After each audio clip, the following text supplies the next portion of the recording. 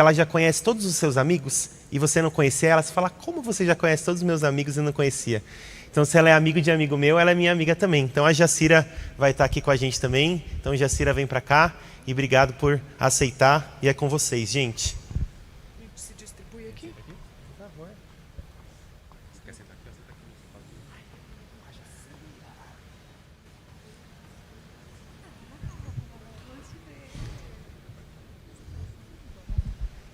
Gente, boa tarde. Essa mesa é muito especial. Primeiro quero dizer que é uma honra para mim estar aqui, uma alegria.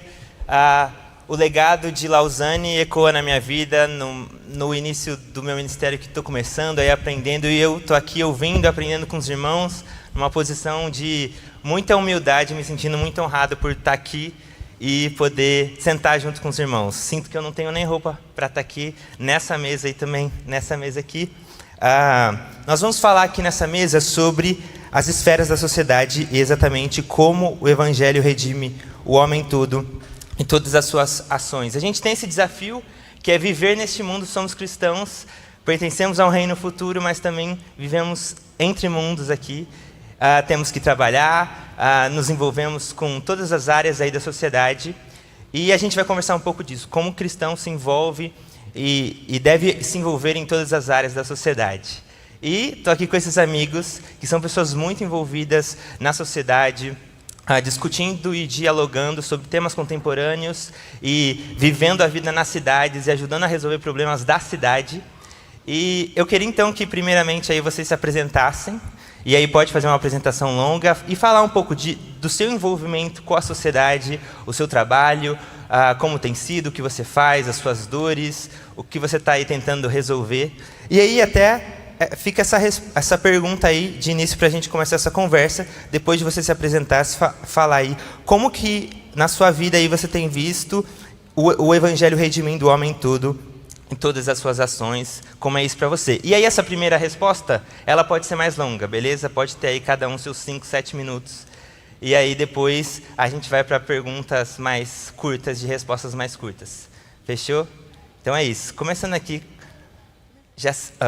Andréa. Boa tarde, gente. Graça e paz, né? Quero agradecer pelo convite, estou sendo bastante enriquecida, desafiada. E eu moro em Vitória desde 2004, Vitória do Espírito Santo. Moro em Vitória desde 2004 porque para lá fui enviada como missionária para ajudar na fundação da Missão Avalanche. A Missão Avalanche, então, existe com o objetivo de capacitar cristãos para enfrentamento de problemáticas urbanas. Por que nessa época eu fui enviada como missionária para essa missão? Que seria, então, uma missão pioneira, trabalhando com aquilo que a gente, na época, chamava, 20 anos atrás, de tribos urbanas. Porque um dia, num belo culto de domingo à noite na minha igreja, apareceram 3 rapazes para o culto, e quando eles chegaram, a chegada deles causou um alvoroço na nossa igreja. Eram os 3 homens mais bonitos da cidade. Nós estamos falando de uma cidade no interior de Rondônia, e de repente os 3 homens mais bonitos chegaram no culto. Foi um avivamento, no caso. Aquela irmã que estava sem fé, ela falou, olha, Deus existe, Deus é bom, não é? E Deus ainda atende o clamor, não é verdade, das suas filhas. E as irmãs estavam com muita fé. Os 3 eram conhecidos, inclusive, eles assumidamente viviam a vida gay, eles participavam nas festas, às vezes com transformismo, enfim. Eram artistas, e foram ao culto. E aconteceu a pregação, eu não estava nesse dia, mas eu ouvi relatos, os 3 se renderam a Cristo. Foi a coisa mais linda, a igreja abraçou, e eles foram discipulados por um bom tempo. Lá pelas tantas, depois de um bom tempo, acho que pelo menos 1 ano, eles começaram a entrar em profundo sofrimento, porque não entendiam o que estava acontecendo com eles. Porque eles tinham nascido de novo, eles queriam viver uma vida de santidade, conforme as Escrituras, mas eles não sabiam lidar com os desejos que estavam permeando o coração deles. Resultado, eles procuraram a igreja de novo pedindo socorro. Então, o pastor aconselhava, orava com eles, eles saíam dali se sentindo melhor, passavam um tempo e voltavam. Isso foi acontecendo até que chegou uma hora, eram os 3 chorando de um lado e o pastor do outro, porque já ninguém sabia mais o que esperar. Resultado, os 3 desviaram. E foi uma grande dor para todas as partes, porque havia amor genuíno entre todos eles. A igreja, com os seus novos membros, a liderança, eles com a igreja, porque eram a igreja também. Resultado, os 3 desviaram e foi um choque para a nossa igreja. Nesse período, o meu melhor amigo, aliás, fiquei melhor amiga de um ex-cabeleireiro da minha mãe, que faleceu, fui visitar, ficamos grandes amigos, e ele começou a confidenciar a dor que ele tinha no coração por causa da questão da sexualidade. Resultado, depois de um bom tempo de amizade, eu tentando entender o que esse homem sofria, ele desapareceu. E foram dias de angústia, eu não sabia se meu amigo estava vivo ou morto, até que finalmente ele atendeu a minha ligação, já estava dentro de um ônibus mudando de estado. E ele disse assim para mim: acordei de mais uma tentativa frustrada de suicídio. Nem para morrer eu presto. Eu observei aquilo ali, e aquilo ali para mim foi um impacto. Eu tinha acabado de chegar do Canadá, tinha ficado 2 anos estudando Bíblia num seminário maravilhoso lá. Então eu voltei para o Brasil exalando o Espírito Santo, com os melhores livros na bagagem. Mas não lembrava de nenhuma aula sobre sexualidade. Não lembrava de um livro. Eu não lembrava de um nada.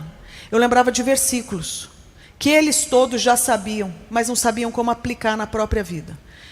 Gente, eu fiz uma oração só. Tamanho meu desespero, porque era o meu melhor amigo tentando morrer para ver se parava de sofrer. E a minha oração foi uma só, não deu tempo de eu fazer nada melhor para impressionar Deus. Foi: Deus, das duas uma, ou o Senhor está mentindo ou nós. Ou o Senhor está mentindo, dizendo que Jesus dá conta do recado e não dá, ou nós não entendemos o recado. Eu parei, pensei, lembrei do versículo que falava que Deus não mente, não há mentira em Deus.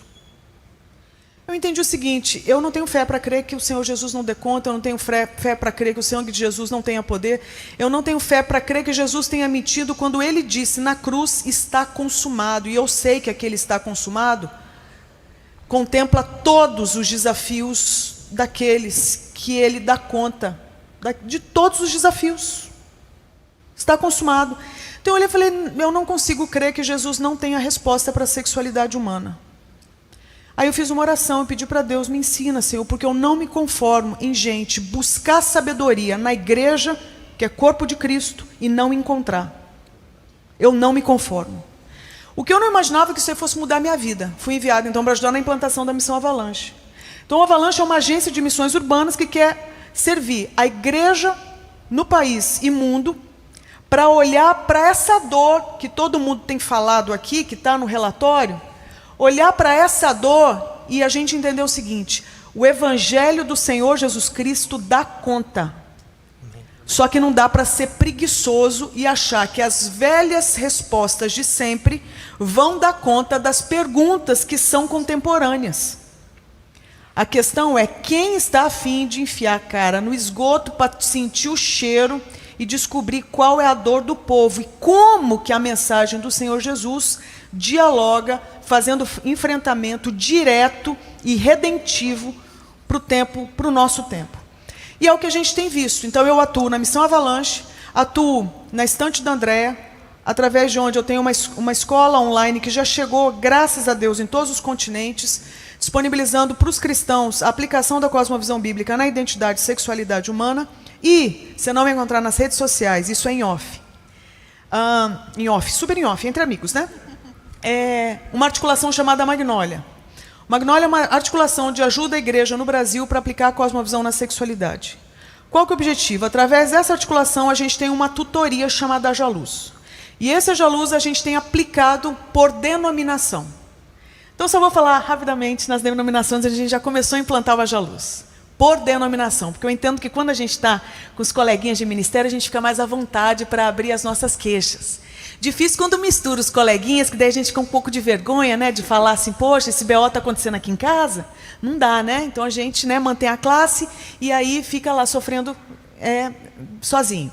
Então a gente leva essa tutoria por denominação. E a gente começou então a implantar a primeira tutoria, acho que eu não te contei essa, Bitum, você vai ficar de cara. A primeira tutoria a gente levou então para o G12. Uma igreja grande no Distrito Federal levantou 800 líderes da própria igreja. Eles nunca nem eram familiarizados com o termo cosmovisão. Estão lidando com o discipulado a partir da narrativa bíblica de criação, queda, redenção e consumação. Segunda denominação, ainda bem que vocês estão sentados, para a glória de Deus, que a gente levou a nossa tutoria, foi aqui em São Paulo, na Deus é Amor, onde eu tive o privilégio de palestrar para a viúva do Davi Miranda. Você imagina isso? Para os professores de teologia da Deus é Amor. Onde eu mesma levei alguns livros da estante da Andréa que a gente citava, e eu mesma autografei lá dentro o livro do Tim Keller e do Jonas Madureira, para os pastores da Deus é Amor.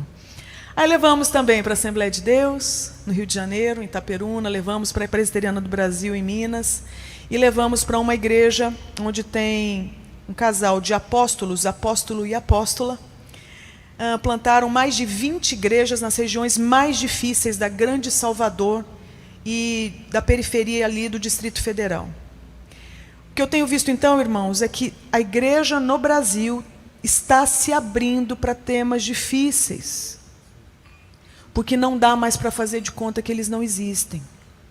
Então, o que eu entendo é que quanto maior o caos, também maior a oportunidade.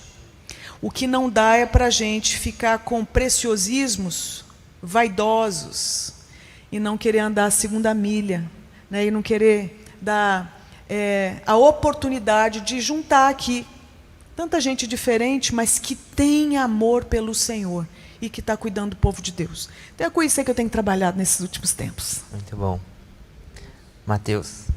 Depois dessa introdução, eu já saio super inspirado daqui. Eu acho que você já falou muita coisa, André, que queima no meu coração, que é colocar essa cara na lama e, de fato, estar ativo na sociedade, lutando por questões que são valiosas para as pessoas.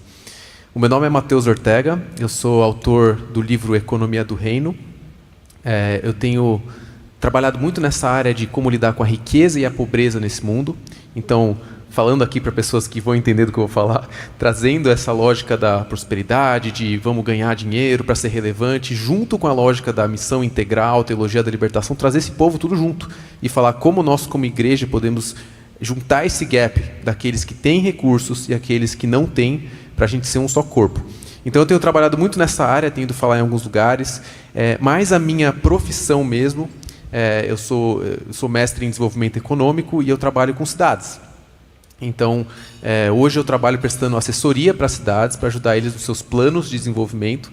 Tenho viajado o mundo todo, daqui a 3 semanas vou para o Marrocos, mês que vem vou para a Indonésia. Estou tendo experiências muito interessantes. E também vou para a Coreia, em Lausanne, que eu tive essa oportunidade de fazer parte do relatório, né, da Grande Comissão. Mas antes eu quero falar um pouco das cidades. Eu ouvi essa frase uma vez que eu achei muito interessante. O século XIX foi o século dos impérios. O século XX foi o século dos países. O século XXI é o século das cidades. É onde as coisas acontecem. Então, nós estamos aqui na maior cidade da América Latina. E tem outras cidades crescendo a um nível muito rápido. Então, o mundo está se tornando cada vez mais urbano, né? Então, hoje você tem mais ou menos metade do mundo urbano e metade rural. Na América Latina já é mais de 80% urbano. E os países da África e da Ásia estão se tornando cada vez mais urbanos. Então, essa é a tendência do nosso mundo de hoje. E, diante disso, a gente está num novo momento como civilização, que é até chamado de antropoceno, que depois da Revolução Industrial, o homem aumentou muito a sua produtividade, e com isso também os aglomeramentos urbanos, trouxe muitas coisas boas. Nos últimos 200 anos, a expectativa de vida dobrou, de 40 para 80 anos na média global, mas também trouxe muitos desafios. Então, aí que eu acho que a fala da Andréa tem que ecoar nos nossos corações, que é quais são os desafios globais que nós enfrentamos hoje. Vou ler alguns aqui para vocês. 1 bilhão de pessoas moram em favelas. 1 bilhão. Favelas são lugares que não têm, muitas vezes, a prestação de serviço do governo. Não tem serviços públicos. Não tem ajuda. Eu tenho trabalhado com isso, fiz um fórum em Belém, mês passado, e a gente ficou discutindo com especialistas da ONU, dos maiores institutos, sobre como fazer para ajudar as pessoas na favela a terem uma vida mais digna. Então, assim, os planejadores urbanos, os arquitetos, os políticos estão pensando em soluções, né? Outra questão, 773 milhões de pessoas analfabetas. E aí aqui eu quero trazer um ponto que eu coloquei no relatório da Grande Comissão, que escrevi um dos artigos, é no Gap 25, né, da influência do cristianismo. Vocês sabem, eu fui uma vez no Museu da Bíblia em Washington, se alguém estiver lá algum dia, vá, é sensacional esse museu. E eu descobri uma coisa lá que eu não sabia. Vocês sabem qual que é a Bíblia do homem pobre? The Poor Man's Bible. Alguém aqui sabe? Eu não sabia. Ao longo da história do cristianismo, a Bíblia do homem pobre são os vitrais das igrejas católicas cristãs, onde tinha desenhos e pinturas sobre a história bíblica. Por quê? Porque o pobre não lia. Então a forma de evangelizar o pobre ao longo da história do cristianismo muitas vezes era com arte. E aí a gente vê hoje qual que é uma das formas mais influentes na sociedade para alcançar as pessoas? Comunicação. The Chosen, quase 1 bilhão de visualizações para uma série de Jesus, né? Então é muito interessante ver que hoje o mundo mudou, mas a pobreza ainda é muito forte. Então a gente tem que achar respostas para a pobreza, né? Outra aqui que é uma questão, além da pobreza, a questão ambiental. E eu trabalho com desenvolvimento sustentável, então isso é uma coisa que está muito forte na minha cabeça e ainda não está tão forte nas igrejas. Você sabia que 99% das pessoas no mundo respiram ar poluído? É só entrar na OMS, no site deles, para ver. É surreal isso. 1,8 bilhões de pessoas sofrem com inundações, riscos de inundações pelo mundo. Gente, a gente está vivendo uma crise social e uma crise ambiental muito forte no nosso planeta. E os grandes influenciadores, experts e pesquisadores estão se debruçando, pondo a cara na lama para achar respostas. Como que a gente faz para viver na cidade uma sociedade mais justa, onde o pobre tem acesso a recursos, onde o analfabeto pode ter acesso a conteúdo, onde as pessoas podem ser mais protegidas pelo governo, pelas ações sociais, pela sociedade civil. E aí a questão que a gente precisa levantar como igreja e a influência do cristianismo nisso tudo? O relatório de Lausanne traz essa pergunta. E aí a pergunta é: o cristianismo tem aumentado a sua influência na sociedade, nessas questões globais, que eu trouxe algumas? Vocês acham que sim ou que não? Tem aumentado ou tem diminuído? Vamos ver, quem acha que aumentou, levanta a mão, a influência do cristianismo nessas questões globais. E quem acha que diminuiu, levanta a mão. Mais de 50% dos que responderam a essa pesquisa de Lausanne dizem que diminuiu muito o impacto do cristianismo na sociedade. Aí se você vê dividido em áreas, em regiões, você vê que isso é um pouco enviesado, porque a Europa e a América do Norte realmente diminuiu muito o impacto. Mas existe uma influência crescente, principalmente na África e na Ásia, e também na América Latina.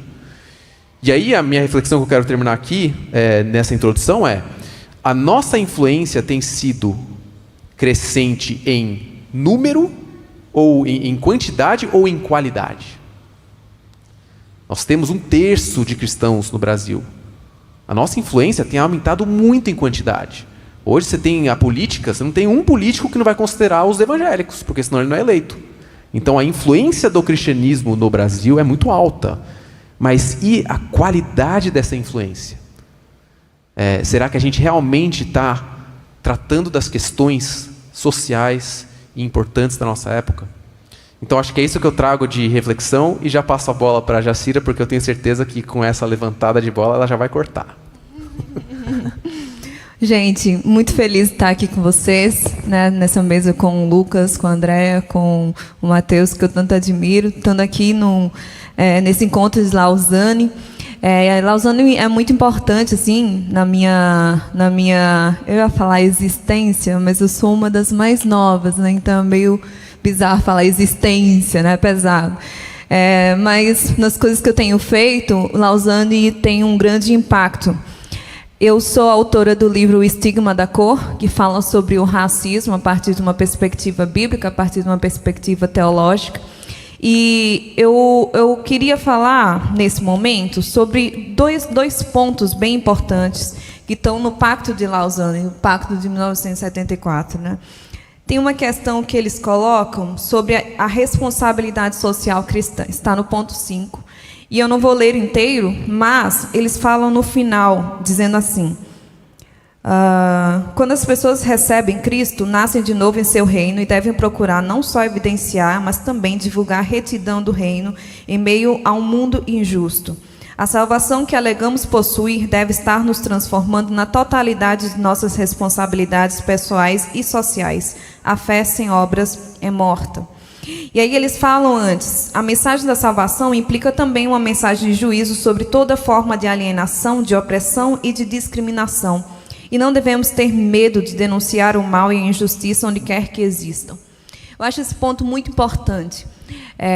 Eu vejo que a minha geração, a gente tem se importado muito com essas questões porque elas estão muito postas, né? Em uma sociedade tão globalizada, nós estamos juntos de pessoas que são diferentes de nós, né? Eu nasci em Guiné-Bissau, um país do continente africano, fui criada em João Pessoa, na Paraíba, e agora moro em São Paulo, né? E isso é uma coisa que acontece, é algo que não é incomum. Existem muitas pessoas de outros contextos que estão ao nosso lado. E a gente precisa saber como conversar com essas pessoas, voltando à primeira mesa que teve no dia de hoje, né? Saber como conversar, saber como interagir, saber como lidar com as nossas diferenças, de modo que a gente agrade a Deus e viva em unidade, né? Então, a questão das injustiças, que são extremamente latentes, especialmente no Brasil, uma sociedade tão desigual, nós precisamos, como igreja, pensar também sobre isso, entendendo o que a palavra de Deus está dizendo. E por que eu acho tão interessante, tão importante esse ponto do Pacto de Lausanne? Eles falam uma coisa, que a mensagem do Evangelho, da salvação, também implica em uma mensagem de juízo. Se a gente está falando de salvação, salvação também implica que há o juízo, né? Existe um problema inicial, por isso que existe a salvação. Deus, em Cristo Jesus, está reconciliando tudo, está nos reconciliando com Ele mesmo e uns com os outros. E isso significa que nós precisamos olhar primeiramente para as injustiças também. Mas o que acontece é que esses assuntos são tão partidarizados, que politicamente, que a gente tem medo de falar. E esse é o ponto do pacto que eu acho muito importante. Ele fala, nós não devemos ter medo de denunciar o mal onde quer que ele exista. Nós não podemos ter medo de falar sobre coisas que Deus fala. Se a gente tem medo de falar sobre coisas que Deus fala, a gente está desobedecendo simplesmente a Deus. E a gente vai estar magoando o corpo dele, ofendendo o corpo dele de alguma forma, né? Então, eu tenho conversado sobre esses assuntos, sobre injustiça, sobre racismo, mais especificamente, e eu tenho recebido alguns testemunhos. E nesse momento eu queria compartilhar sobre esses testemunhos. Alguns testemunhos que me impactam bastante, que me fazem chorar mesmo, depois de uma palestra, depois de falar em alguma igreja, depois de uma palestra, vi senhores de idade, negros, e mulheres também de idade, negras, que têm idade para ser minha avó, olhar para mim, me dar um abraço muito longo, geralmente eles me dão um abraço muito longo, e no final eles dizem, eu passei por situações de racismo na igreja, e ninguém nunca me ouviu. E eles sempre dizem, é uma esperança ver que existem pessoas nas novas gerações que a gente está finalmente conseguindo falar sobre isso. São pessoas, me impactam muito. Teve um que era muito grande, do tamanho do meu pai, assim, muito alto. Ele abaixou para me dar um abraço e ele chorou.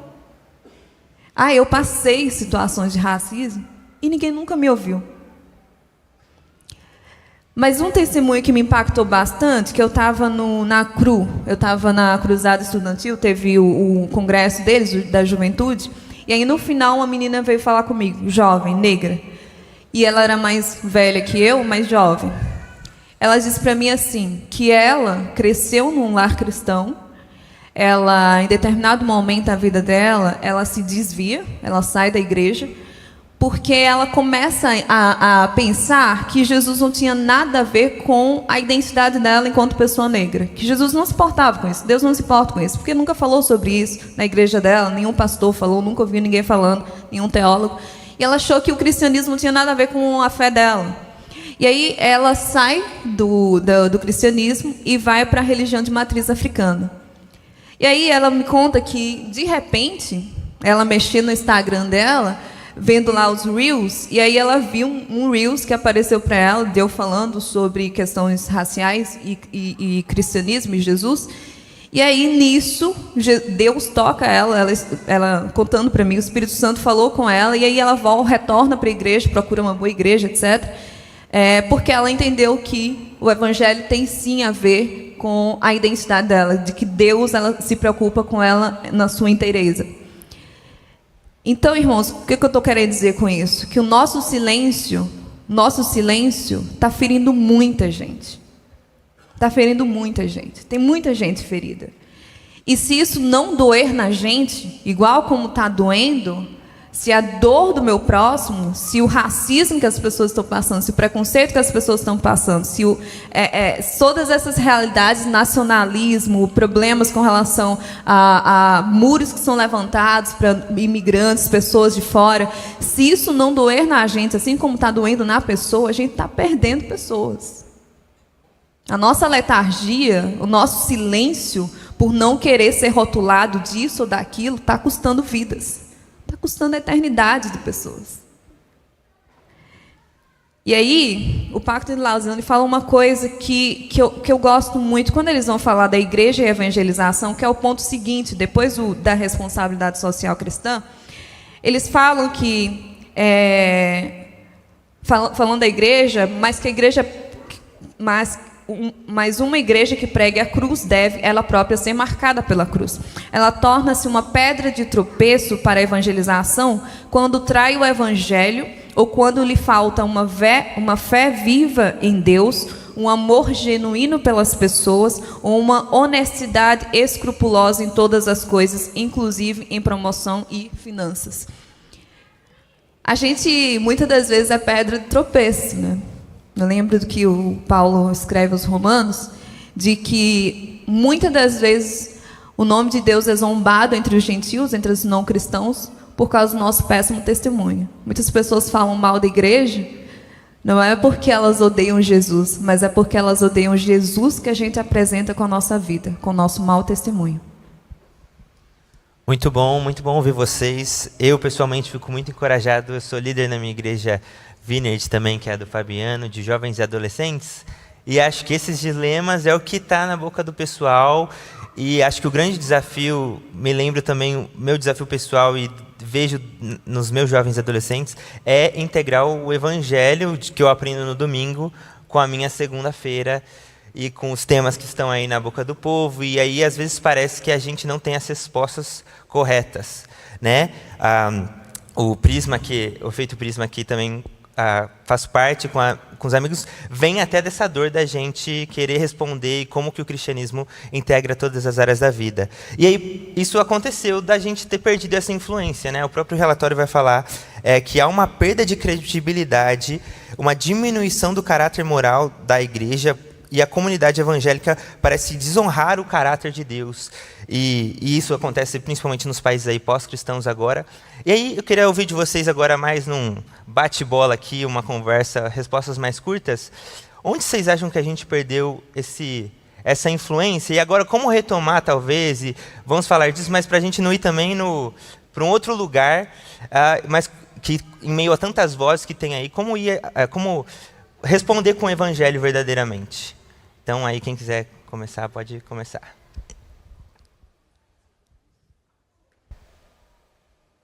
Estou pensando aqui nessa área dos desafios contemporâneos, né? Pensando na perspectiva aí de quem atua na área de missão urbana. É um leque amplo. O que grita muito no meu coração aí é a ideia do cristão em vida dupla, do ponto de vista da identidade e da sexualidade. Então, você quer ver? Olha, eu lembrei do caso aqui de uma mulher que um dia veio, encaminhada por alguém, para aconselhamento. O casamento dela ia acabar, ela não conseguia mais ter intimidade com o marido, porque ela começou a lembrar de um episódio que ela sofreu atrás na vida dela, que foi um estupro. Ela foi estuprada por 2 pessoas, desviada do evangelho ela estava namorando, saindo do motel com o namorado, eles foram abordados, ela foi estuprada na frente do namorado por 2 homens. E essa mulher por incrível que pareça, ela teve prazer durante um estupro. Isso mexeu demais com a cabeça dela. Acabou o relacionamento, mas no final das contas ela voltou para Cristo, se tornou membro de igreja, reconciliou a vida, caminhou, casou. E aí um belo dia ela começou a lembrar desse episódio, porque ela viu o seguinte: isso aí passou, foi lá atrás, põe embaixo do tapete. Ela botou, aí um dia ela tropeçou naquilo, começou a lembrar, e aquilo ali começou a martelar na cabeça dela: que tipo de mulher tem prazer durante o estupro? Ela começou a se sentir tão suja que ela evitava o marido. Resultado, o casamento estava para acabar, ela veio para o aconselhamento. Quando ela me contou toda essa história dramática, eu lembro, gente, que eu fiz uma pergunta para ela. Falei: você já contou para Jesus isso aí? Você já conversou com ele? Você sabe o que ela me respondeu? Claro que não. O que ele vai pensar de mim? Por que eu estou contando essa história aqui? Porque, de alguma forma, entrou na cabeça do povo que existe uma separação entre as coisas do céu e as coisas da terra. E muito disso eu acho que acompanhou a nossa vida. Quando a gente era criança, de repente tocou o corpo, algum adulto viu e falou o quê? Tira a mão daí que papai do céu não gosta. Então, de alguma forma, a gente foi educado e reverberou isso aí, sabe? Levou adiante a ideia de que Deus está lá longe, e ele é santo, santo, santo, mas tão santo, santo, santo, que ele não dialoga com as coisas da terra. Eu acho que aí a gente começou a perder uma tremenda de uma oportunidade de dizer que o Senhor, Deus, no princípio, ele se apresentou como sendo o Criador dos céus e da terra. Que Cristo veio para trazer reconciliação de todas as coisas. Que todas as coisas foram feitas para a glória de Deus. Tanto as do céu quanto da terra, ou seja, toda a realidade. Todas as vezes que eu não anuncio isso, que eu não acredito nisso, eu perco o território. Sim, um dualismo, né? E tudo pertence ao Senhor, não há um centímetro quadrado que ele não diga é meu, né? Eu quero mencionar 2 pontos que eu creio que estão influenciando ou estão diminuindo a influência do cristianismo na sociedade e a confiança das pessoas nas igrejas e no cristianismo. A primeira é a politização autopromovida, vamos dizer assim. Entrar nas esferas de política e decisão para me promover, eu, igreja. Então, eu vou lá para o meio do Congresso para diminuir os impostos para a igreja. O pensamento é para dentro, né? E aí isso tem gerado questões complexas de brigas entre tribos, né? Então, eu vejo muita gente hoje que está se metendo nessa questão de polarização partidária, política, no meio das igrejas. Então, isso é muito perigoso, gente. O Ziel Machado, acho que muitos aqui conhecem, professor, tive aulas com ele, ele disse assim: toda vez que a igreja quer converter o poder converte ela. Isso é muito forte. Eu acho que a gente tem um risco aí, um risco do erro de Constantino, que não, vamos usar o poder por bem, né? E aí entra num problema aí, que é essa polarização partidária, que a gente fica discutindo qual que é o melhor modelo político, o melhor modelo econômico, fica brigando nos grupos de WhatsApp com os familiares, porque eu sou esquerda, você é direita, e a gente está completamente esquecendo as palavras de Jesus, que fala: o meu reino não vem quando você fala, olha, está ali ou aqui, o meu reino está entre vocês. É na unidade que a gente revela o reino, não é em sistemas econômicos, em sistemas políticos melhores ou piores. É na unidade do corpo. Então eu acho que esse tem sido um erro, pelo menos da igreja brasileira, que eu tenho identificado. Muita briga por decisão filosófica, ideológica, partidária, e pouca busca por unidade. A igreja moraviana tinha um moto que era assim, né? Nas coisas não essenciais, a liberdade. Nas coisas essenciais, a unidade. Em todas as coisas, o amor. Coisas não essenciais, a meu ver, são qual que é a tua orientação partidária. Isso, somos livres para seguir mais para a esquerda, mais para a direita, mas as coisas essenciais, a gente tem que estar unido. E as coisas essenciais se referem à nossa fé, à nossa relevância na sociedade, no amor ao próximo como a nós mesmos. E para mim, esse é uma das questões que está faltando, vamos dizer assim, na igreja brasileira. E o segundo ponto que aqui eu quero levantar uma bandeira que foi levantada pelo relatório, isso está escrito lá, diante de centenas de pesquisas que fizeram ao longo dos últimos anos, que é a questão intergeracional. Igrejas que não estão passando o bastão entre as gerações anteriores para as gerações mais novas. E não só passar o bastão de liderar a igreja, mas de caminhar junto.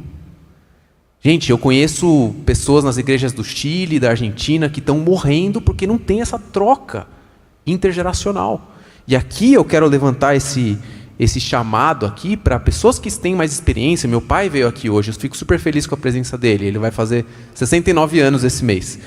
E meu pai é o Gerson Ortega, ele tocou no Vencedores por Cristo, ajudou a trazer as baterias para as igrejas. Foi um cara que mudou naquela época, mas hoje eu estou caminhando com ele, para juntos nós mudarmos a realidade do país. E eu acho que isso tem que ser a nossa ótica. Vamos caminhar com as outras gerações, porque uma pessoa como a Jacira está indo no Bial falar. Eu quero caminhar com ela. E você aqui talvez tenha vivido 50 anos de pesquisas e de influência na sua igreja. Você é um pastor sênior, você é uma pessoa... Vamos andar com as gerações mais novas, que estão lá no TikTok falando para 3 milhões de pessoas. Nem sei como eles conseguem tanta gente para seguir.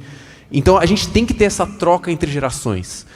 Eu vejo que se a gente conseguir resolver essa questão do partidarismo, das brigas e divisões ideológicas e da questão da divisão geracional, eu acho que a gente vai caminhar para um cristianismo muito mais saudável no Brasil.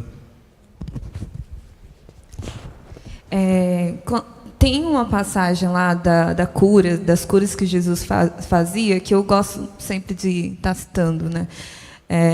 Jesus, quando os discípulos veem o cego, eles olham para Jesus e eles dizem: quem foi que pecou, né? Foi ele ou foi o pai dele? E aí Jesus, ele fala: não, ninguém pecou. O que aconteceu com ele foi para manifestar a glória de Deus. E aí Jesus, quando ele ia curar as pessoas, ele sempre olhava para as pessoas e ele perguntava, né, o que tu queres que eu faça, né? Eu acho isso muito interessante, né? Porque se é uma pessoa que é manca, é meio óbvio, né? Qual a dor da pessoa. Mas Jesus, ele sempre perguntava. Eu acho que nessas duas coisas a gente consegue ver um pouco da nossa tendência, né? Nós, enquanto discípulos de Jesus, muitas das vezes, quando a gente vê dores reais, o que a gente faz é perguntar, fazer um questionamento teológico de quem foi que pecou. A gente quer questionar, a gente quer responder. A gente não faz igual a Jesus, que chega e cura a pessoa. Ou melhor, antes de curar, a gente vê o registro nas Escrituras de que Jesus, ele olhava e ele via. A gente primeiro desvia o olhar das pessoas. A gente desvia o olhar das pessoas. E a gente não vê, portanto, muito menos age, né, para a cura das dores que são reais, porque a gente nem sabe que dores são essas. Então a gente fica teorizando, categorizando, e olha que eu também tenho um livro, escrevi, o segundo vai sair, se Deus quiser, esse ano. Estou aí escrevendo, tudo isso é importante, mas se for o fim último, se a gente não tiver essa disposição de Jesus de realmente ir lá, de fazer as coisas, de ouvir as pessoas, de ver as pessoas, a gente se perde. E eu acho que é isso, a nossa teologia é muito templocêntrica, falta missões, falta olho no olho, falta ouvir, falta tocar. E nisso, nessa letargia missionária que a gente acaba sendo conscientizada pelas pessoas de fora, ao invés de nós sermos a consciência ética e espiritual da nação. O que a Rebeca falou aqui me tocou muito, muito. Como é que a gente constrói as nossas igrejas? Quem são os arquitetos? Um questionamento que Jesus tem colocado no meu coração muito nos últimos tempos é: por que é a prefeitura que tem que falar para nós, enquanto igreja, que a gente colocar rampa? É o Estado que está sendo consciência da igreja, não a igreja sendo consciência do Estado. Era para a gente estar dizendo para as pessoas lá fora: as calçadas deveriam ser melhores. A gente está dizendo para as pessoas: o racismo é errado. que o racismo está aqui funcionando? Mas são eles que estão, primeiramente, que o Davi falou, né, meu amigo Davi falou, primeiramente o pessoal fala, 300 anos depois é que a gente vai pensar sobre as questões. Então, acho que é isso. Essa teologia templocêntrica acaba deixando com a gente fique só aqui, sendo crentes apenas de sábado e domingo, e a gente não se conecta com as dores reais. E aí a gente acaba deixando de ser essa influência positiva da sociedade. É a sociedade que nos conscientiza, ao invés da gente conscientizar a sociedade.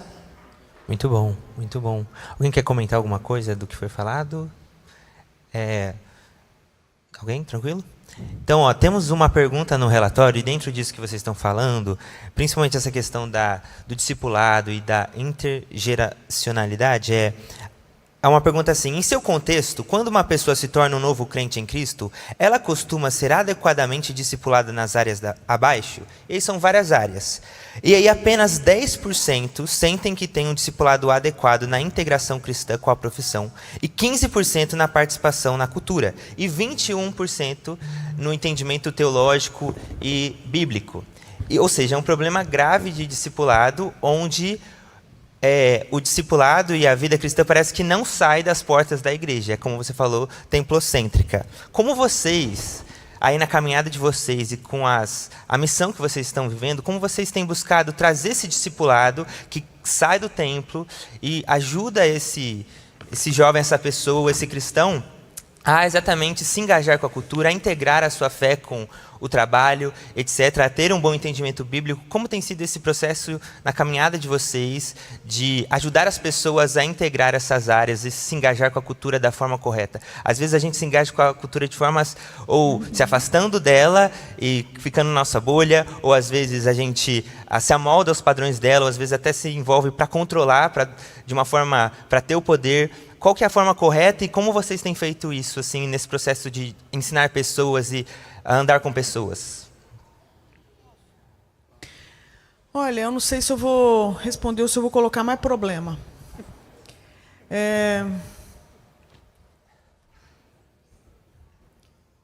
Vou trazer uns números. Bora lá. Números de 2022. Considerando que em 2022 o Brasil tinha 207 milhões de habitantes, tá certo?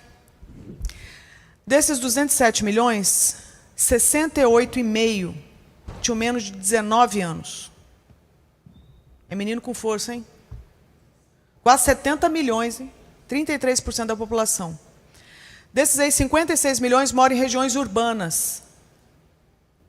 Mas tem 12,5 na roça. É menino na roça também. 10,6 milhões de pessoas de até 14 anos viviam com renda domiciliar per capita de até R$ 275 por mês. Veja bem, é muita gente com muita pobreza para ter que encarar todo santo dia. Como que isso aí impacta, né? No seu senso de identidade. Como que isso aí impacta no seu senso de limite? Por que você não vai fazer um programa com alguém por R$5? Né? Das 20,7 mil notificações de violência sexual das pessoas de até 19 anos, 18 mil aconteceram com meninas e 72,3% na residência. Então, nós estamos falando que nesse bololô de gente aqui, um monte era crente. Porque a gente não tem um recorte ainda pela questão religiosa. Mas nós sabemos que a violência acontece dentro de casa. 363 mil bebês nasceram de mulheres de até 19 anos. Então, dos que nasceram. A cada hora, alguém entre 10 e 19 anos de idade é assassinado no país. Rebeca, ouve essa, se tiver aí. Dos quase 10 milhões de surdos, 1 milhão, isso dados de 2010, 1 milhão são crianças e jovens. Então, nós temos, até 2010, a gente tinha, sabe quantos? 10 milhões de surdos no Brasil. E eu não esqueço de uma carta que eu recebi de uma surda na igreja do Bitum, quando eu fui falar lá. Uma surda foi lá, ela me entregou uma carta. Uma das perguntas que ela fez: por que quando começa o louvor na igreja, Jesus para de falar com a gente? Porque apagam as luzes e a gente não consegue mais ver o intérprete. Por que na igreja só tem uma pessoa, que é o intérprete, que se importa com a gente, e a gente sempre se apaixona por eles, e muitas vezes a gente é abusado por eles? Então, o que eu quero trazer com isso aqui? Porque a gente tem bons números a respeito do crescimento evangélico brasileiro. Mas desses aí, de fato, quais foram, marcados pela cruz, marcados pelo evangelho? Como que a gente vai comunicar isso? Então, o que eu noto? Um problema aqui. Se eu fizesse um levantamento hoje aqui, das pessoas que passaram pelos seminários ou pelas faculdades de teologia, puxando para a área aqui de identidade, que dialoga muito com a ideia da sexualidade, como foi o módulo que explicou para vocês, líderes que passaram por seminário, por faculdade de teologia, como foi o módulo de sexualidade? Foi uma bênção? Ou não teve? Não teve, mas estão colocando, não estão? Não. Aí os pastores saem e vão agora pastorear. Quando forem atender nos gabinetes, o que vai estourar lá? É a terminologia lá no grego? Que o irmão vai querer conferir no sermão que foi pregado domingo? Ou é o filho, que agora se diz pansexual? Ou é o marido que está usando pornografia?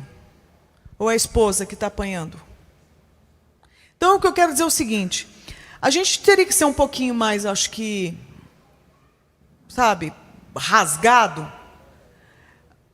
Alguns discutem algumas coisas, mas na prática, esse monte de gente que está se preparando para assumir igreja, o que está aprendendo para, de fato, aplicar na vida do povo?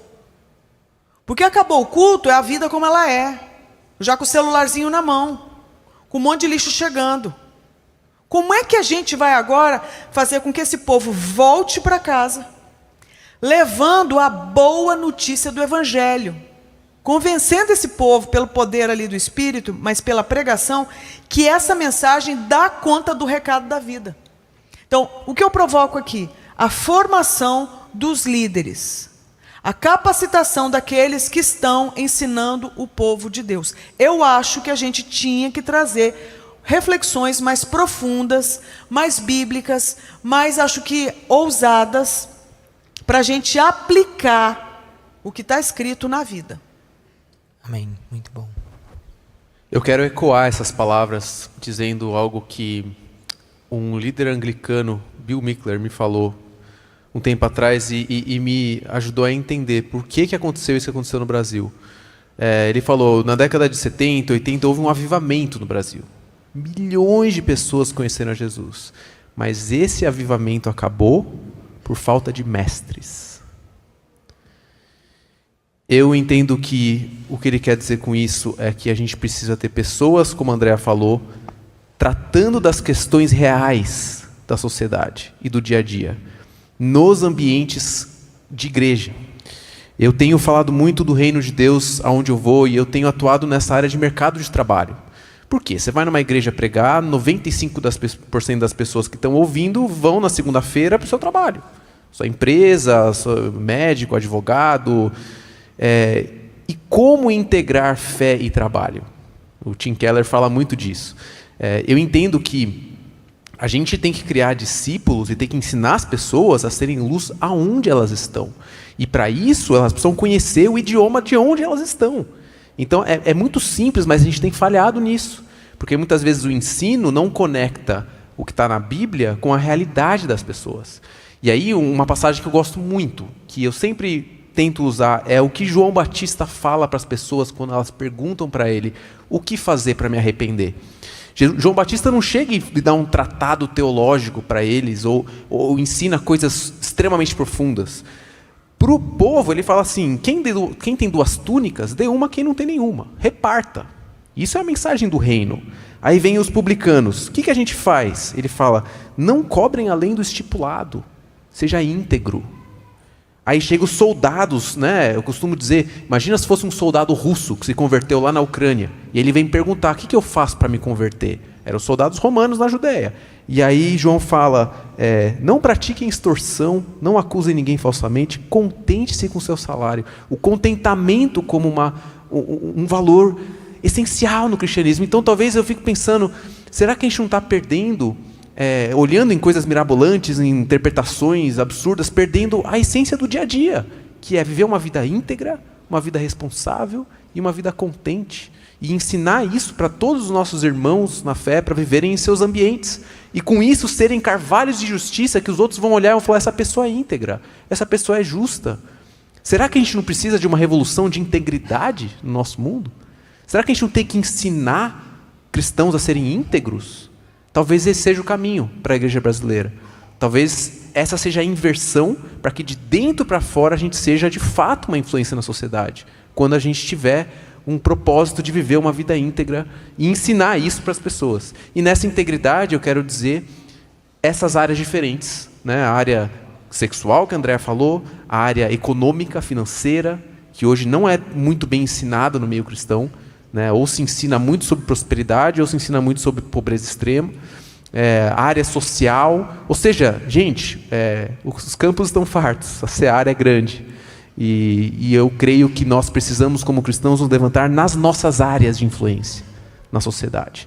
Arquitetos, engenheiros, administradores, médicos, cada um na sua área de influência. Eu acho que isso ajudaria a resolver esse gap da falta do discipulado.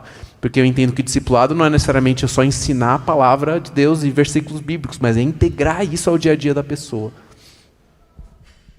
Sim, eu nunca fui assim discipulada. Eu cresci em uma família cristã, com pais cristãos. Eu fui discipulada pelos meus pais, né? Meus pais sempre fizeram cultos infantis. É uma prática na minha casa até hoje, inclusive com meus irmãos. Tenho 2 irmãos mais novos que eu.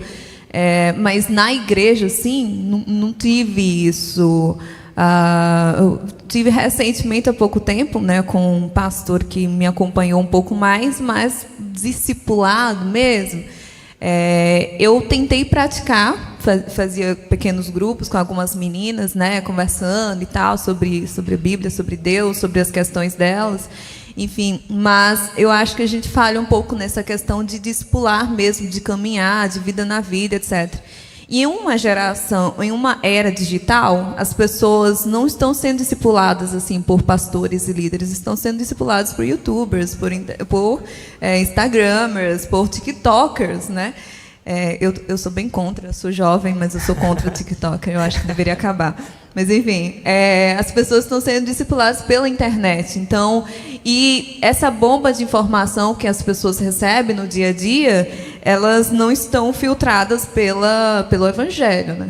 Quem deve fazer isso é o pastor e o líder. Então, em um mundo digital, em uma era digital, a gente precisa muito mais lideranças caminhando conosco para poder ajudar e instruir, né? Então, eu acredito que é isso que eu tenho tentado fazer. Tanto estando na internet também, né, para espalhar o Evangelho, é um meio de missão também. Eu entendo ter presença digital como uma forma de missão também em um mundo digital. Mas também criando pequenos grupos na igreja, ouvindo essas pessoas com seus dilemas, o ouvir. Às vezes as pessoas só precisam ouvir. Em uma cidade como São Paulo, onde a solidão é algo bem latente, o simples ouvir, o simples abraço, o simples posso orar por você, é algo que transforma muitas vidas. Eu acho que a nossa geração ela é carente de atenção mesmo, verdadeira, não coisas rápidas. Então, é meio por aí que eu tenho tentado trabalhar. E educação também, ensino. Eu acredito muito na educação e as coisas só vão ser transformadas se a gente mudar a nossa mentalidade, né? Renovar a nossa mente. Então, ensino, publicação de livros, escritos, pregação, palestras, são formas que a gente também vai conversando, tanto para identificar os problemas na igreja, quanto também para oferecer algumas alternativas para algumas questões. Muito bom, muitos desafios. A gente ainda tem mais um tempinho. Então, eu só queria... eu estava aqui, vocês estavam falando, eu recebi uma mensagem, vi aqui por cima, de uma jovem da minha igreja. E ela está acompanhando ao vivo e ela falou assim, Nossa, Lucas, que demais. Como que a gente precisa de conversas como essa? Porque é muito a angústia, né? É uma geração precisando e nós precisamos contar a uma nova geração e responder as perguntas que elas têm tido com o Evangelho. E eu queria que, para terminar aí, vocês falassem das oportunidades que vocês veem para um tempo como esse que nós temos. Temos muitos desafios, às vezes a gente olha, parece que a gente está só, como fala, enxugando gelo, assim, às vezes, né? Mas o Senhor está cuidando, o Espírito Santo está fluindo e Ele tem chamado a gente para um tempo como esse. Se a gente está aqui, é o nosso chamado e Deus quer capacitar a gente. Então, que oportunidades vocês têm visto, a esperança que vocês têm visto no meio de tantas perguntas difíceis que as pessoas têm feito? E aí, palavras finais que vocês teriam para nos encorajar mesmo, para ter esperança e ver as oportunidades diante de tantas lacunas, diante de tantos desafios que nós temos. A gente começou a Avalanche em 2004. Era uma agência de missões urbanas. Eu lembro a primeira turma. Vieram 20 malucos. Maluco, do underground mesmo, do alternativo do Brasil. Teve um aluno que saiu andando de Palmas, pegando carona, com um cabo de vassoura e uma trouxa na ponta, vendendo o artesanato dele para fazer escola de missões urbanas. Ele veio andando até Vitória, pegando carona. Isso foi 20 anos atrás. Hoje, você olha lá, quem vem fazer escola com a gente, basicamente, são os pastores das igrejas. Eu falo isso para encorajar cada um aqui que ainda está ali lutando, servindo a igreja do Senhor Jesus nesse país. Eu sou testemunha, irmãos. O povo de Deus, a liderança do país, independente da denominação, está se abrindo para desafios. Está se abrindo para olhar para os desafios contemporâneos. Sim, acredito que demorou muito, mas está se abrindo e perguntando para a palavra de Deus como ela responde. Eu não estou dizendo que isso acontece com todo mundo, mas eu sei que está acontecendo. Senão, eu não teria como ter entrado em tantas denominações como eu citei aqui para vocês, se não foi por pura ação do Espírito Santo de Deus. Então, eu acredito, o Espírito Santo de Deus está fazendo alguma coisa poderosa na igreja no Brasil. Amém. E coisas que a gente não imaginava que seriam capazes estão acontecendo. Esse é um ponto. O outro ponto, eu acho que o fato da gente... A gente está vendo muita loucura no mundo, muita inversão de um monte de coisa. Mas é o seguinte, ao mesmo tempo que eles estão testando tudo, também estão vendo que as tentativas não funcionam, porque o vazio continua lá.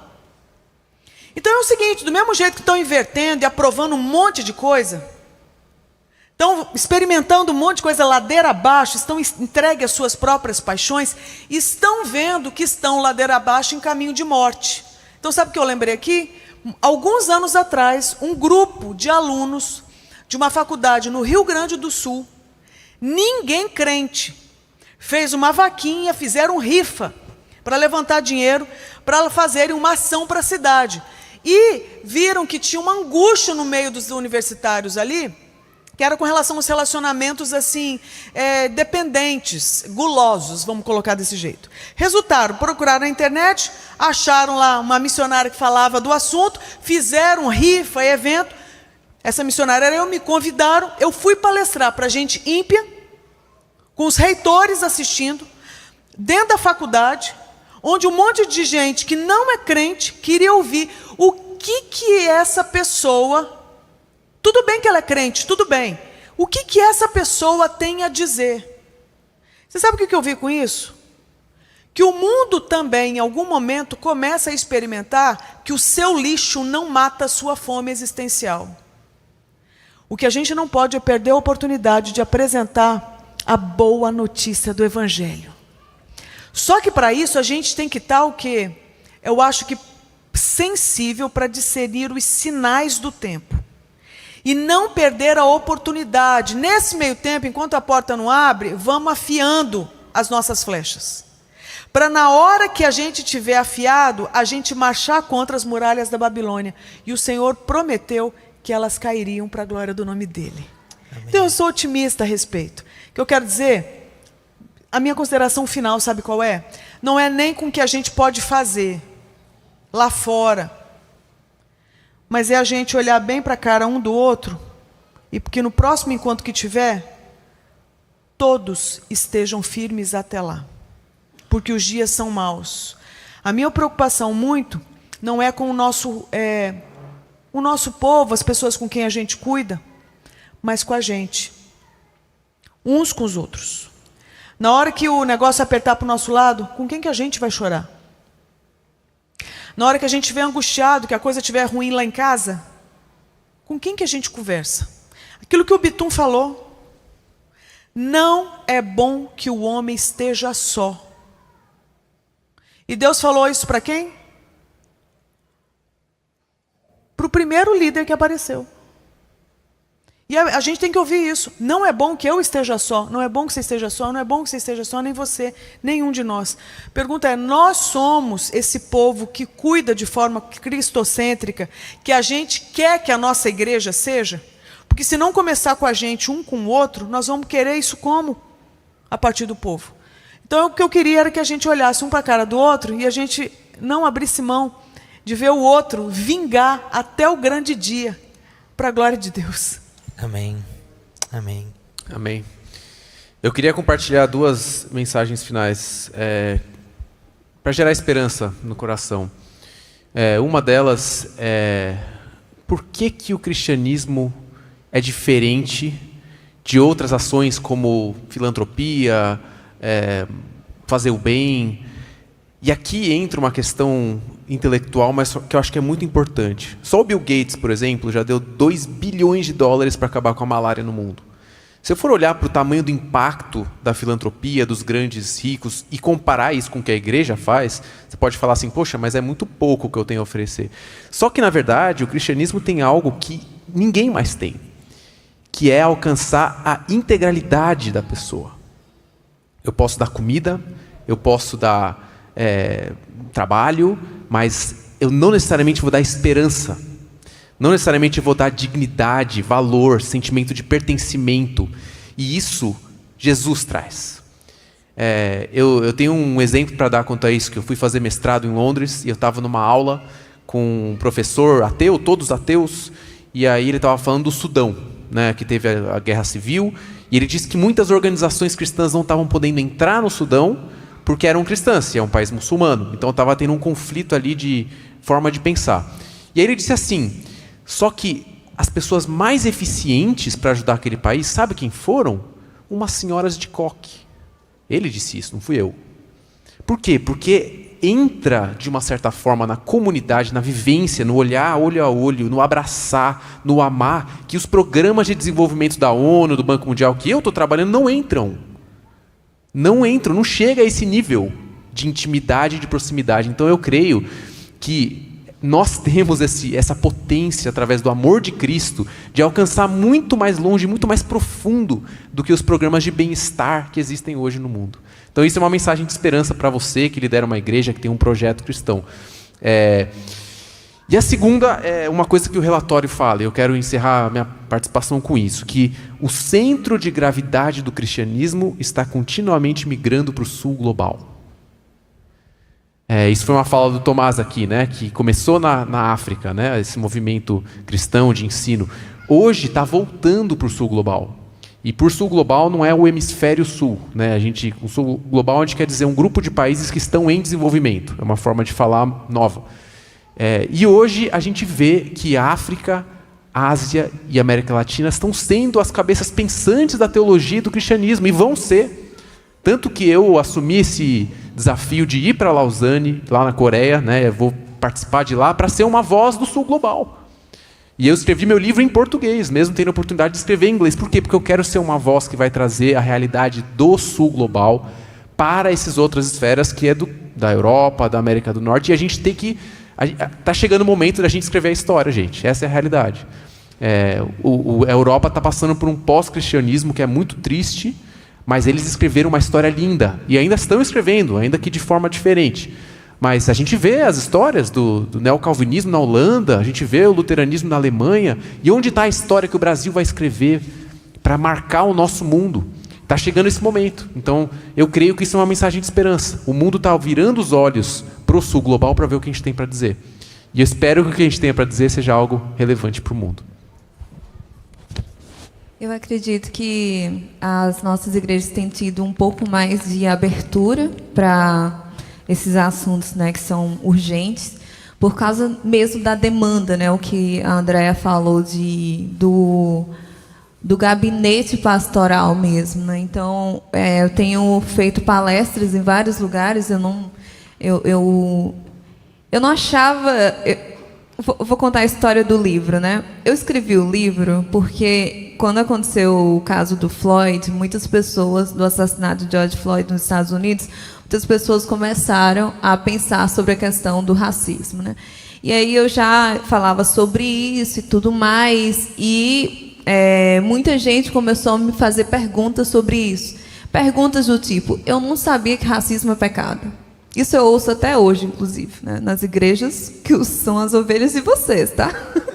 São as ovelhas de vocês aí. Que eu não sabia que o racismo é pecado. Quais são as bases bíblicas para isso? E aí, eu sou uma pessoa muito paciente, mas, né, todo mundo que é paciente, chega um momento, né, que não dá mais. E eu cansei de responder as mesmas perguntas. Nisso, eu fiz um e-book falando sobre as bases e tudo mais. E nisso, o Tomás Camba, né, que falou agora, ele viu o e-book e me convidou para escrever um livro mais ampliado sobre esse assunto. E é nisso que nasce o Estigma da Cor, né?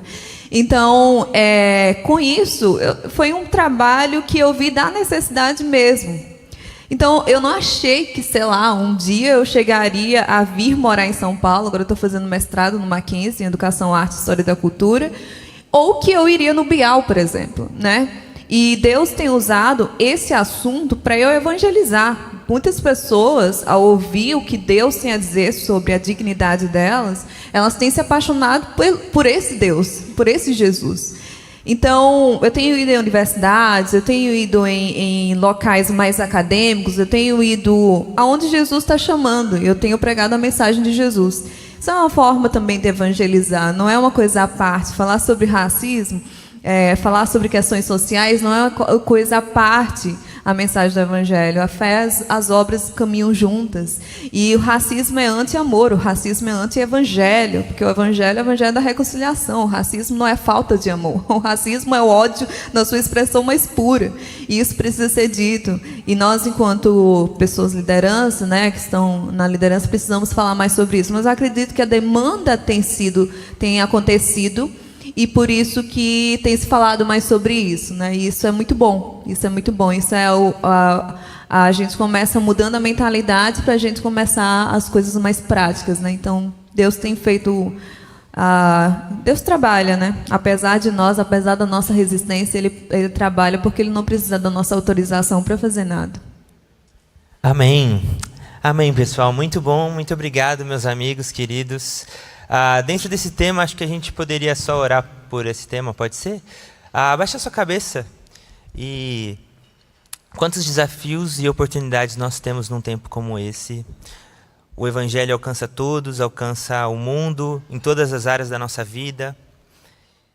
E, Senhor Jesus, nós precisamos de Ti, Senhor. Nós somos pó, Senhor, nós somos fracos.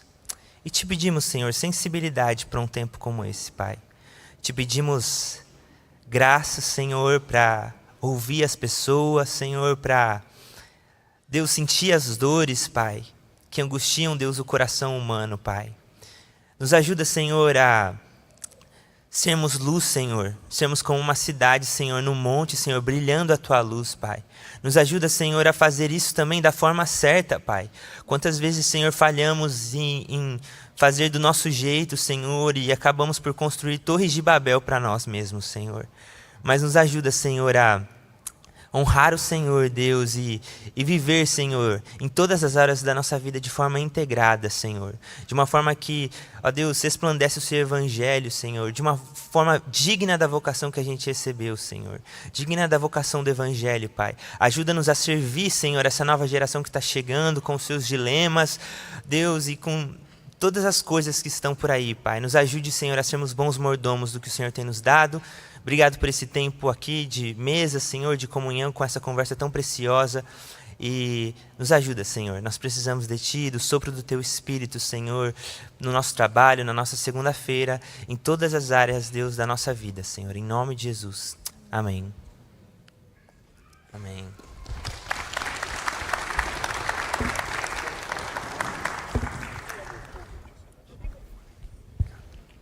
Amém. Alegria por esse dia. Chegamos ao fim desse dia e a gente está com o coração muito grato, com a nossa cabeça pegando fogo com tudo que aconteceu aqui. E acredito que você aí de casa que acompanhou também tem muitas ressonâncias do que aconteceu.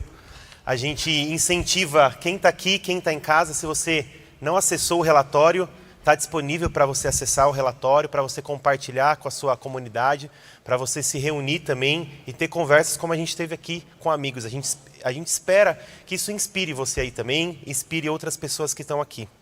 Como a gente disse no começo, a nossa proposta não era ler o relatório, mas era sublinhar algumas coisas e fazer ressonâncias sobre algumas coisas que nos chamam a atenção. A gente sabe que muitos aspectos dos relatórios poderiam ser falados e podem ser falados e esperamos que seja falado.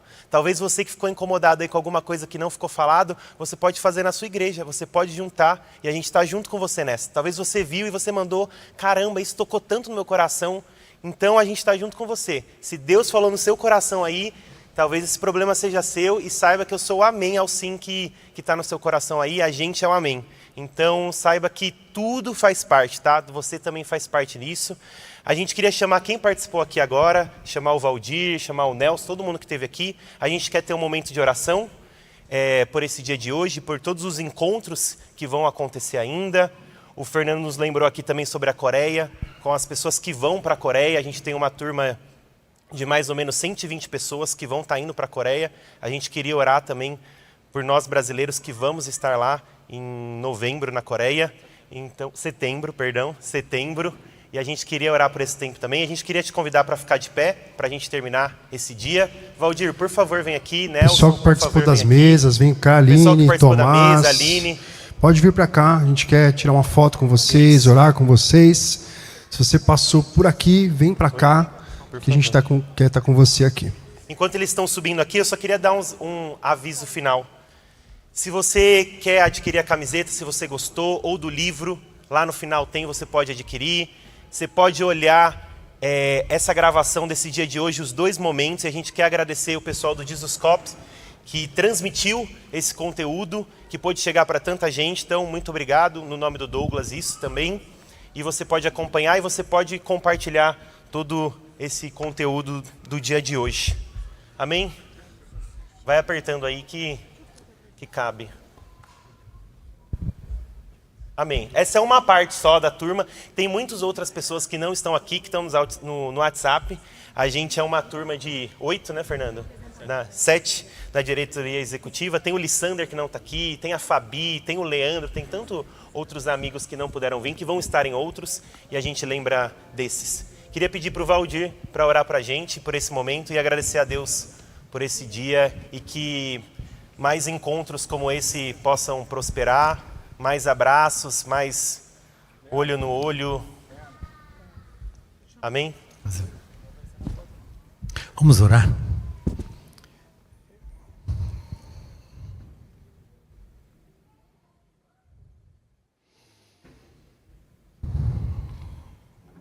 Senhor, nós queremos te agradecer por quem Tu és. Queremos agradecer porque Tu és Deus, Pai, Filho e Espírito Santo, que nos acolhes na Tua Trindade, nos recebes e tens esse enorme carinho para conosco e tens uma vocação com a qual dá significado para a nossa vida. Obrigado, Senhor. Nós queremos agradecer pelo sopro do Teu Espírito entre nós e pela forma como podemos estar aqui nesse dia, representando tantas diferentes histórias, experiências, caminhadas de vida, e todas elas marcadas pela Tua graça, marcadas pelo Teu amor, e marcadas por essa vocação de vida que dignifica a nossa própria vida a partir do Teu sopro. Senhor, obrigado pelos testemunhos, obrigado pelas histórias de vida, obrigado pela palavra que esteve presente durante esse dia, pelo Espírito que nos mantém junto ao teu coração e com o coração aquecido nos lembram da vocação com a qual tu tens enriquecido e dignificado a nossa vida. Obrigado, Senhor, que nós podemos ir em paz, enriquecidos, agradecidos, acolhidos e desafiados. Mantenha, Senhor, a tua chama entre nós e reveste-nos com a força do Espírito, com a presença do Espírito, para que sejamos uma presença nessa nação e a partir dessa nação, que glorifica o teu nome e que possa soprar esses sinais do teu Espírito que apontam para a tua eternidade. Assim oramos, Senhor, em nome de Jesus, com gratidão por todos que puseram a mão para tornar esse evento possível. Deles agora o descanso que eles carecem e merecem em nome de Jesus. Amém. Amém. Queria lembrar você que o nosso próximo encontro é dia 6 de julho, aqui em São Paulo, na comunidade da Vila, e o que a gente vai sublinhar é a arte e espiritualidade. Então você pode se preparar, se você puder estar com a gente, vai ser uma alegria. E eu não posso deixar de acabar esse dia. Você viu que tem tanta gente trabalhando ali, se você olhar lá do lado esquerdo, lá atrás, tem uma turmona, tem o pessoal da Batista do Morumbi, que trabalhou, e tem pessoal de outras igrejas. Então se você está assistindo aí também, e você é de outro lugar, que sabe que vai ter um encontro, e você quer ser voluntário, e você quer estar junto com a gente, manda uma mensagem, que tem muito trabalho para fazer. Então, o nosso agradecimento para todo mundo que trabalhou esse dia também e pôde proporcionar esse momento para que a gente possa refletir, para que a gente possa abraçar e conversar. Amém? Vão na paz de Cristo. Boa noite.